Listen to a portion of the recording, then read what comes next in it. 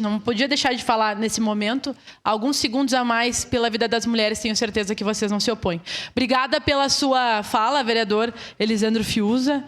Acredito que o senhor foi bastante coerente, vereador Libardi também, vereador Lucas.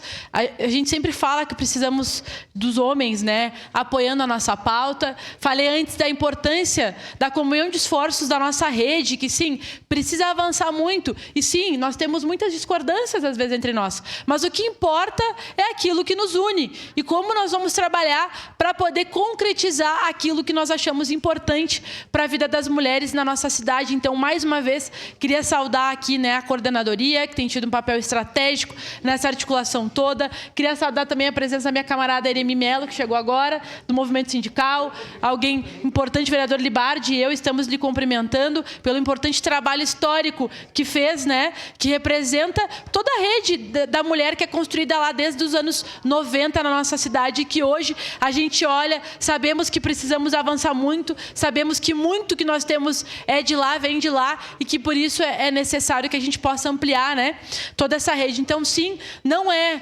uma luta somente das vereadoras dessa legislatura, é uma luta que já vem de antes, e nós nos orgulhamos em dizer isso, porque se sou vereadora hoje é porque muitas vieram antes de mim, muitas e muitos que apoiaram essa luta, então que a gente possa ter outras vitórias pela vida das mulheres, e que a gente possa comemorar logo adiante, a redução dos dados. Fomos à Delegacia da Mulher semana passada e a Thalita nos apresentou que são 400 registros por mês ao todo de violência contra a mulher. Ontem fui num serviço de convivência Criança Feliz conversar com a gurizada, em poucos minutos recebi uns 10 relatos que os adolescentes já passaram, já presenciaram violência contra as mulheres. Então não é essa a sociedade que a gente quer. Por isso, senhor presidente, votaremos sim. Obrigada pela palavra, e é um momento importantíssimo para nós. Obrigado.